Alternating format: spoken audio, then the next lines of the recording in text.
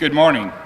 I'm proud to author SJR 10, which supports Falun Gong's practitioners in China and condemns the Chinese government's persecution of them. First, I'd like to thank Lori Gorham for pulling this rally together and ensuring that our voices for freedom are not silenced. SJR 10 passed its first committee hearing Tuesday, and I'm grateful for the Doctors Against Forced Organ Harvesting for helping to get this crucial resolution passed. It was their testimony that was so compelling that moved the hearts of all the committee members. I'd also like to thank my co-authors for their efforts to bring awareness to this important issue. With us today is Assemblyman Randy Vopal from San Diego, who's been a strong champion for freedom around the world. Assemblyman Lackey, Nazrin, and Garcia are all co-authors on this bill, and it takes great courage to stand up against persecution.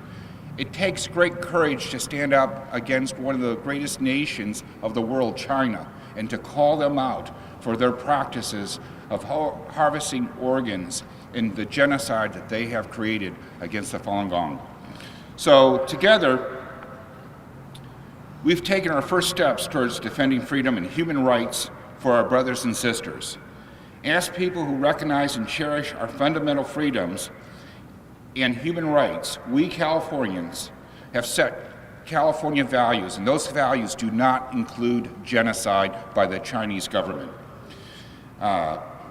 We Californians have a duty to call out egregious state-sponsored violence of those rights in China and to support the non-violent resistance.